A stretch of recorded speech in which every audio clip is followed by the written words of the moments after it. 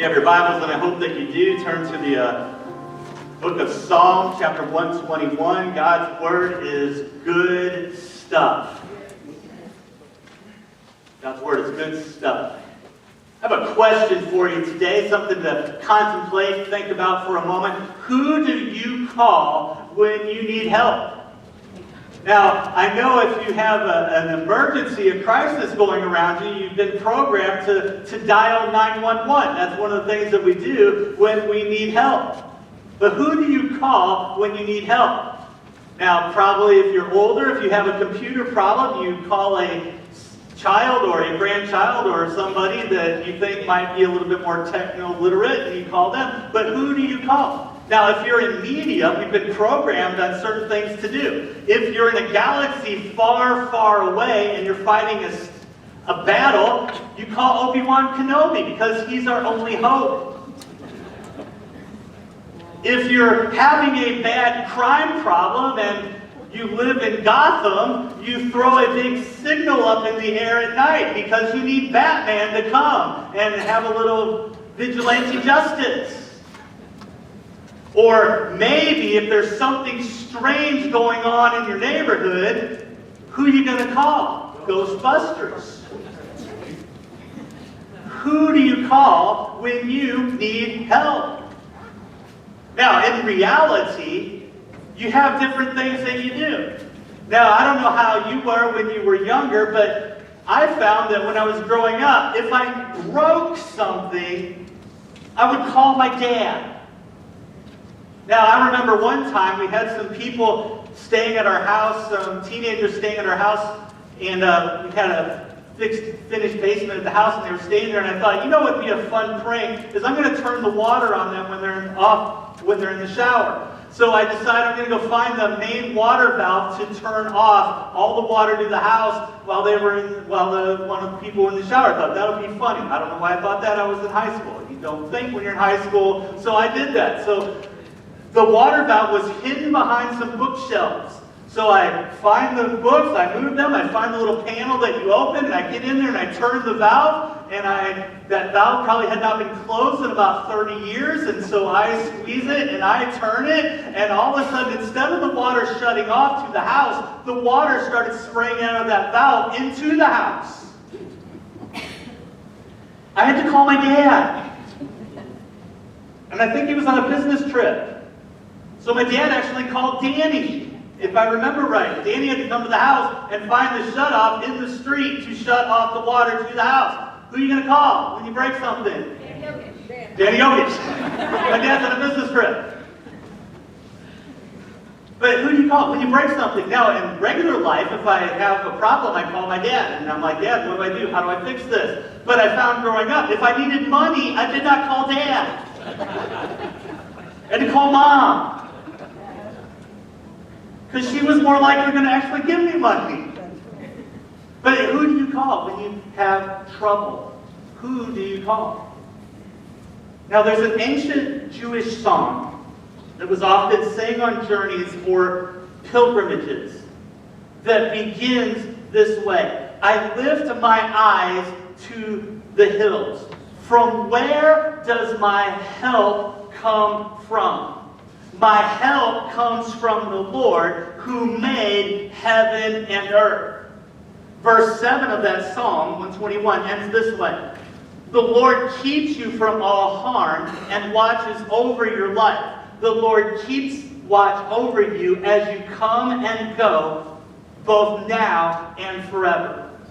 Now, this psalm was often sung as they were on a pilgrimage or on a journey. If you were traveling, you might just sing this psalm as a reminder that God protects you. Because for us, life is pretty safe for the most part when you travel around the United States. There are some more dangerous areas you can find yourself in, and I'm sure all of you at some point have been driving somewhere and you found yourself in a place that probably wasn't the safest, but you made it out. But they would sing this song because as they're traveling, it was a reminder that God provided for them, because a lot of times God protected them, because a lot of times there would be wild animals that could come attack them, or robbers that would just steal from them. So as a reminder, God was their help. God was their source of help. It's a really reminder for us that Jesus is our helper. Say that to your neighbor. Jesus is my helper. Now here's the reality. We can go at things on our own, at our own risk. I can do things my own way, and I take on the risk that comes with doing things my own way, or I can trust God to take care of me. This psalm is really one of promise. Because our life is full of challenges, our life is full of difficulty, our life is full of disappointments. Has anybody here ever had a disappointment? Anybody ever faced a difficulty? Anybody been let down? Now, we like to celebrate the other moments. We love to celebrate when life is good. We love to celebrate when suddenly money magically appears in our checking or savings account this week. We do like that part. We don't like the part we got to pay it back for 50 generations, but we like the part when there's blessing. We love it when it's a birthday time and there's a gift. Isn't that the best when you receive something? And do you ever get your heart really excited because you're anticipating something amazing and somebody gives you a card and you're thinking, this is going to be great, and you get ready to rip it open, and then all of a sudden you get it open and all it is a note in there, and it's not even really a note, it's just what the card said from Hallmark and then a signature in there, and you're like, wait! Where's the rest? Where's the rest? Because a card is really just a money envelope, right? That's how we sometimes think about it. So we like those moments when we're blessed, because that's the moments that we want to talk about. That's really what we put on Facebook and Instagram. It's the highlight reel. This is, everything's great, everything's awesome, life is the best. But you notice a lot of times we have difficulties, we have disappointments, we have trials. Things are not always easy. But we don't celebrate those. In fact, we try to ignore even talking about those. But in the midst of my struggles, in the midst of my trials, in the midst of the disappointments, God helps us. Amen. Psalm 46:1. God is our refuge and strength, a very present help in troubles. We're not exempt from trouble, but we're cared for in the trial. Yeah. God can help us turn stumbling blocks into stepping stones. Hallelujah. Because we've all been there before. Something comes up and it trips us up. And we fall and we stumble. But God is able to help us so that we don't trip up, but we're able to overcome and walk over that situation. Turn to somebody and remind them, Jesus is my helper. Think about this. God cares for you. God cares for you. Peter, writing in 1 Peter chapter 5, verse 5, wrote this. The last half of verse 5, he says this, "Clothe yourselves, all of you, with humility toward one another. For God opposes the proud, but gives grace to the humble." Verse 6, "Humble yourselves, therefore, under the mighty hand of God, so that at the proper time He may exalt you." Now, one of the things that we always have to remember is the importance of being humble towards others. I humble myself in relationships. I take the lower position. I care for them more than I care for myself. So I humble myself in relationship. Then I humble myself toward God. To humble myself before God means I accept His wisdom. I trust all the twists and turns of His guidance. I entrust all of my concerns to Him. Humility before God is total surrender and complete dependence on God. So because God cares for me, I step back and I humble myself in my relationships with people, and I humble myself before God. I'm not consumed or preoccupied with myself. Now, is that not easy to say? It is easy to say. I'm not preoccupied with myself, but look at me how awesome I am. I'm not all into me, but check out my brand and my marketing that I do for myself. Check out of all that I've accomplished. Check out who I am. It's easy to say, but our culture is the exact opposite. Because we put a lot of effort on self. Look what I've accomplished. Look what I've done. Look at me. But did you ever realize there's very little that's ever accomplished by one person? Most things are accomplished by a team of people.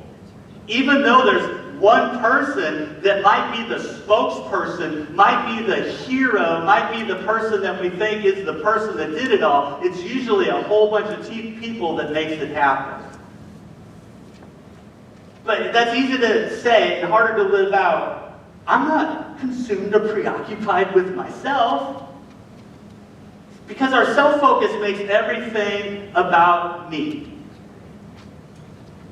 Who's always our favorite subject to talk about? Me. If you want to get somebody talking, do you know how to get them talking? Get them talking about themselves. And then suddenly, that just happens. You just have to ask them a few questions, they get talking, and you can just sit back and relax and listen to them talk about their favorite subject. We like to talk about ourselves.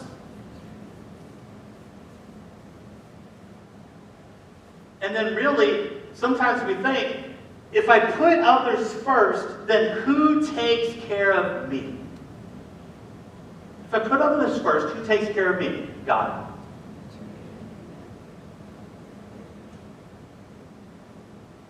Humble yourselves, therefore, under the mighty hand of God. The word mighty, as Peter is writing that word, he doesn't write out mighty hand of God. He writes out krotos or kratos. K-R-A-T-O-S.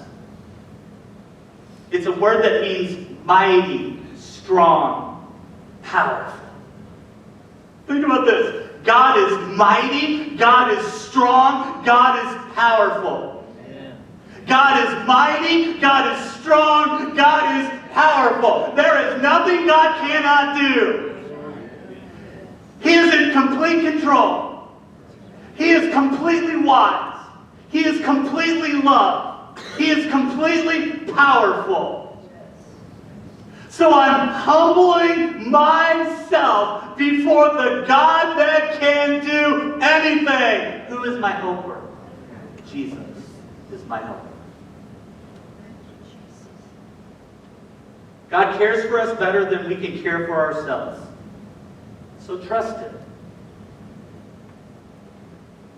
Trust God's limitless power and resources to care for you. Here's the reality. Why is humility so important? It's because this. I must humble myself for help. I ask to receive. If I do not ask, then I must take care of it on my own. Now, I don't know if you've noticed this about me, but I'm kind of tall. I'm 6'2", but I'm the short one in my family. My dad and my brother are 6'4", and my two sons will probably surpass me. But that doesn't matter. Being tall, one of the things that you find is not everybody else is tall like you. And the place you really learn this is when you go to the Walmart or the Target or the Schnucks and you're walking through there, and it's probably every other time I go there and there's somebody that's vertically challenged that will inevitably see me and they want the item that's usually at the very top shelf.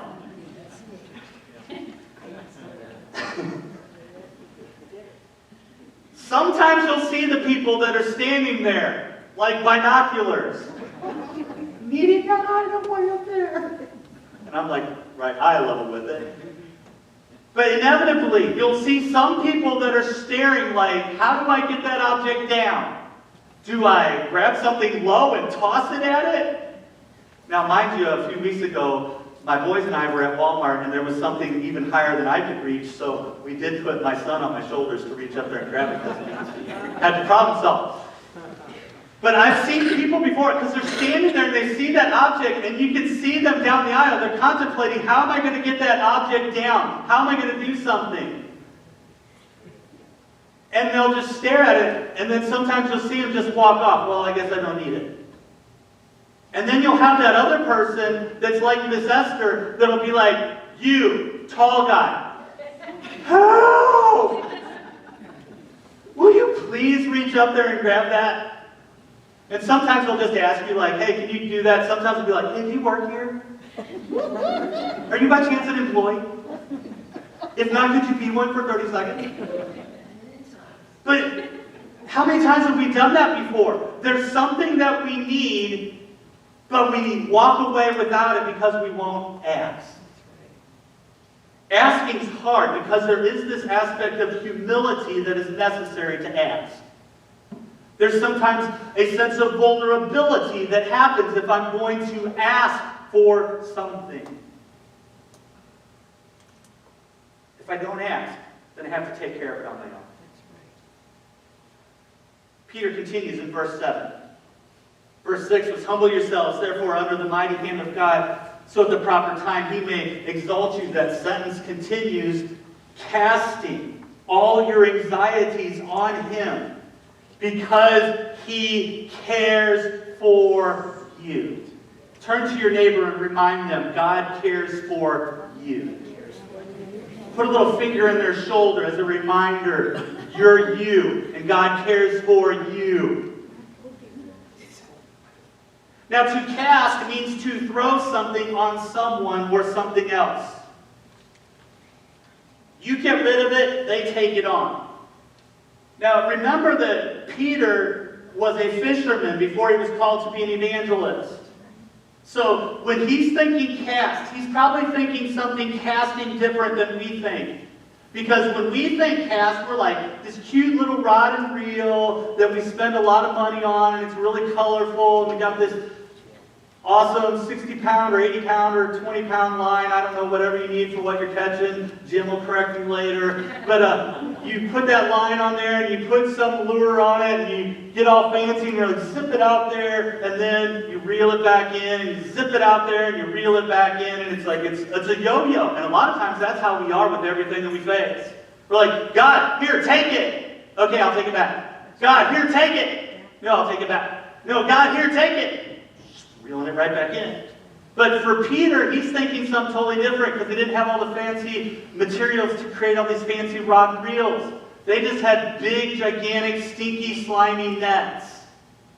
So he's thinking, I'm taking this heavy burden. I'm taking this object that is hard and heavy, and when I cast it, I'm getting rid of it.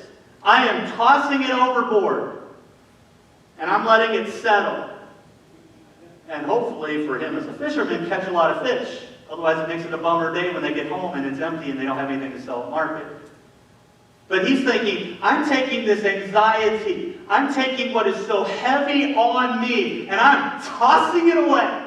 I'm taking it and I'm giving it away. It is no longer mine. It is now God's to take care of. I'm not taking it back. It is now His. I'm casting it away. And when he's saying this as cast, he's really looking at it as a command. Watch how he says this. Casting all your anxiety on him. He didn't write, consider casting it, consider giving it to God. He does it as, no, this is a command. You have anxiety, you have concerns, you have disappointments, you have things that are so heavy on you. Cast them to God. Give them to God. Throw them to God. God, this is yours. It's a command in the way he approaches it. Not hold on to it. Because in that whole context is humility. On one hand, it's humbling myself, not look so highly, look at how awesome I am. But on the other hand, there's worry, which is the exact opposite. It's a negative pride, but it's still pride. It's woe is me. How am I going to handle this situation? What am I going to do with this mess that I have? How am I going to walk through it? How am I going to solve it? Is anybody going to take care of me? My life is miserable. I wish it didn't exist. I wish I could just close my eyes and fall asleep and not wake up. Woe is me. It's still pride. Because the focus is on me. It's all about me. I must use my own strength, abilities, and resources to solve the problem. The God I trust in is me.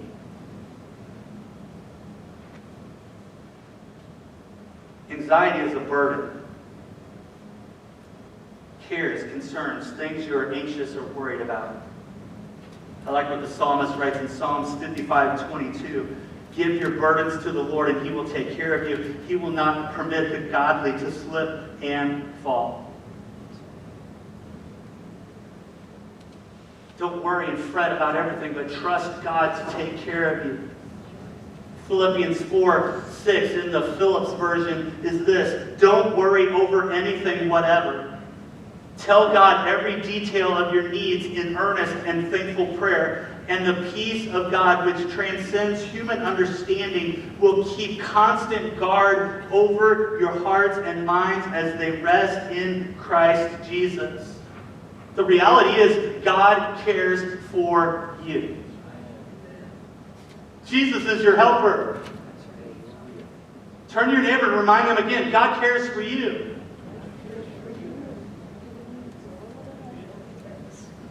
Now that's a great sermon to preach. That is a great sermon to preach. That is a great thing. That is a yes, yeah, way to go, amen, preach it. That's exciting to think about, that God cares for us. But what about the tension that we face every day? What about those moments when it feels like help is not happening?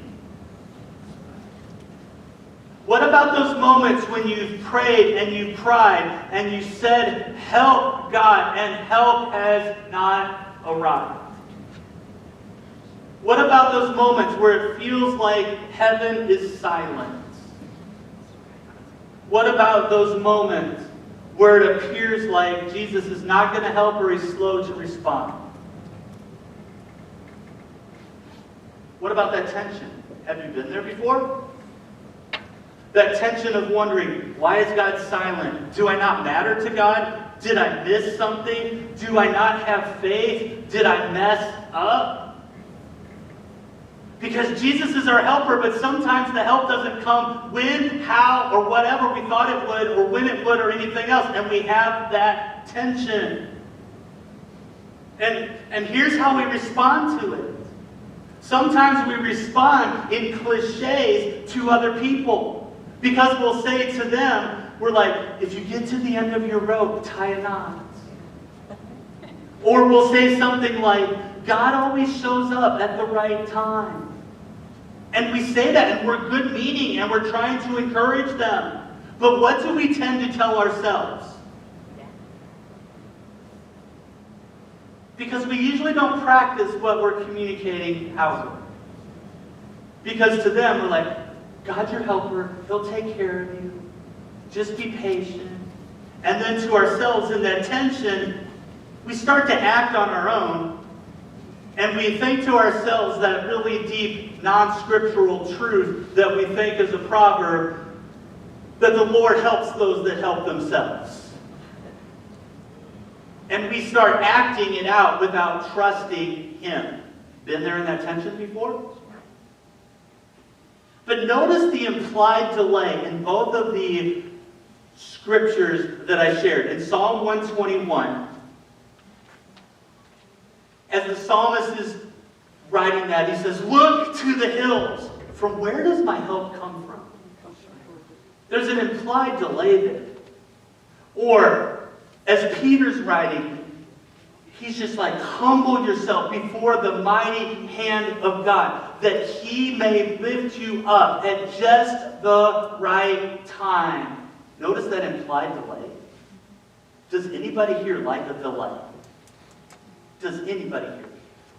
Yesterday, we tried to go out to eat at a restaurant, and a second restaurant, and a third restaurant, and a fourth restaurant. And we ended up going to McAllister's because they were the only place we could get in. Because almost every restaurant we went to yesterday had every single person from the entire St. Clair County at them. And every restaurant we were at said, oh, it'll be 2 hours. Oh, it'll be 2 hours. And you would see people everywhere. We're like, we're hungry now. We want to eat now. I mean, hey, if you use Amazon, and Amazon's great for ordering things. And it used to be great when you were like, hey, free shipping, pay $25 of guy, $25 worth of items, get free shipping, it's great. And then they're like, that free shipping means it's 5 or 8 days till it gets to your house. But then there's that next button you click that it's like, but if you click this magic button right here, we'll get it to you tomorrow. And you're like, do I want it now or do I want to wait? We're like that. Do we like to wait? No. Do you like being put on hold when you call somebody? No. Do you like it when you contact somebody and there's a delay in the response? We don't like that. But how do we handle the tension? We don't like delay, but we're not the only ones to experience it or have that feeling. We're not the only ones that ever wonder, God, where are you? God, I need your help. God, help me. So what do I do in those situations? First, keep communicating with God while making any corrections that are necessary. Casting your anxiety on God requires communicating, not silence. Don't keep anxious thoughts on repeat. Don't keep reeling those thoughts back in and going back over and rehashing it over and over again. That's not casting my care on God who cares for me. That's me trying to take care of it on my own. So I'm not going to keep it on repeat in my mind. I'm not going to keep reliving it all, but I'm giving it to Him. If my motives are wrong, then I make a correction. If I'm ignoring sin, I deal with it. So I make any corrections that are necessary, but I keep communicating with God. I stay humble. I avoid pride that says it's all about me or woe is me. But I keep talking with God. I keep communicating with Him. Another tip, do what is wise. Be careful with those decisions that come when you're in that point of disappointment, and you're in that point of frustration, and you're in a point of aggravation, and it feels like God's not acting, and it feels like God's not moving. Then a lot of times we start making decisions in our mind that we think are right in that moment because it'll bring a sense of peace and feeling okay to us because we're frustrated with everything that's going on. So we have to step back and go, am I making decisions that are wise? Because I'm thinking through the ramifications of the consequences of my decisions. Because sometimes we don't stop and think about it. We just start making decisions because we're frustrated. But I do what is wise. I include others. And that's hard. I don't keep it all to myself. I find people that I can trust, and I'm like, hey, can you pray with me? Or hey, can you help me? But I get to people and I talk to them. And there is that tension there because there is that one part of that rugged American individualism where I pull myself up by my bootstraps. I do what I can to move forward. Look what I'm a self-made person. Look what I've accomplished. I'm not going to show any weakness. And there's that tension between that, which it's just in our culture. But then there's also that Christian community, which we're all in this together. We're all in this together. And so we need to learn to just be in it together. Not take advantage of it in the sense of, hey, you take care of all my needs for me. But where we're helping each other, where we're strengthening each other, where we're just taking care of one another. And that requires me to humble myself a little bit. Because I have to be open and transparent. And I have to let you know, hey, this is what's going on. Can you pray with me? Or, hey, this is what's going on. Can you help me? Don't let pride be the reason you miss out on a miracle.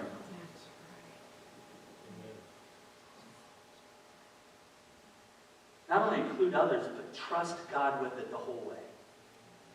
In your loneliness, frustration, annoyance, disappointment, desperation, regardless of where you are, keep trusting God.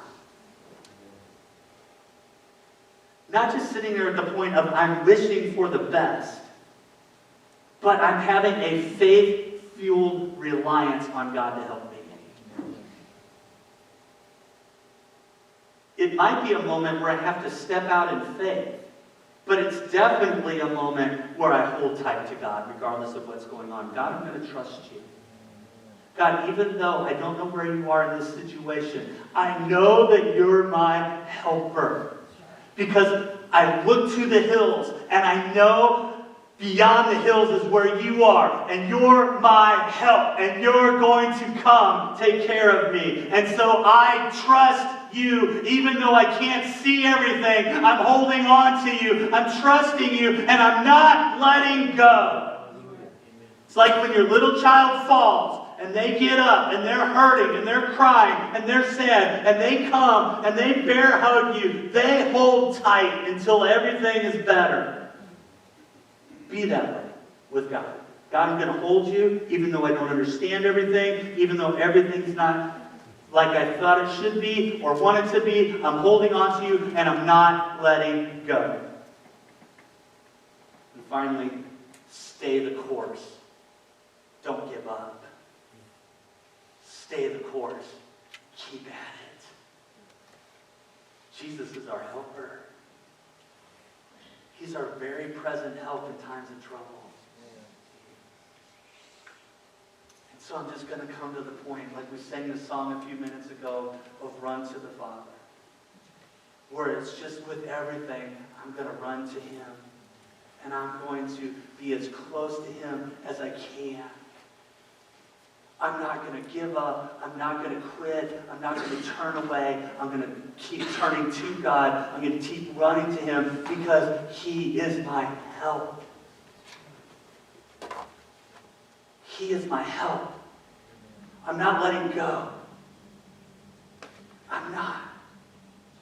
Even when I don't understand, I'm not letting go.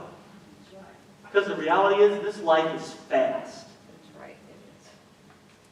And for many of you, you can remember still what it was like when you were 14, 15, 16, 17. And you thought, man, retirement is so far away. And now you're like, you look back and you're like, how did I get here already? Life is fast. Years fly by fast. But sometimes days go very slow. Because in the middle of the day, when we're facing the tension, God, I need your help, where are you? It's hard. But keep trusting Him. Keep holding tightly to Him.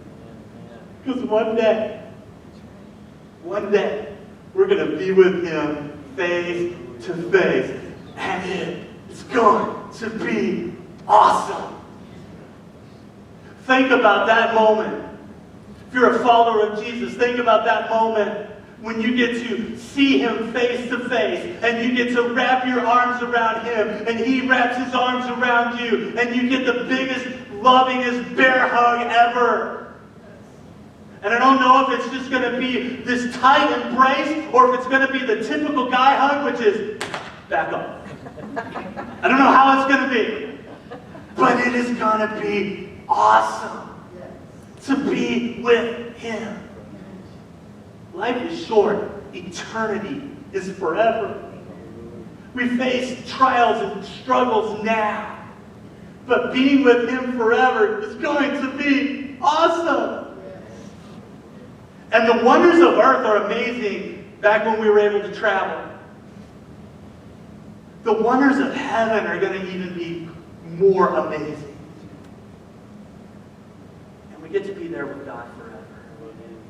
So I'm going to stay the course. I'm going to hold tightly, even though everything's not going the way I want it to. Even though I think, hey, a little sin here will make life feel a little bit better in the moment. Even though, hey, I can turn my back on God right now and feel better for the moment. Even though I can do all that. No, I'm going to hold tightly to God because God holds tightly to me. And He loves me and cares for me. So I'm not letting go.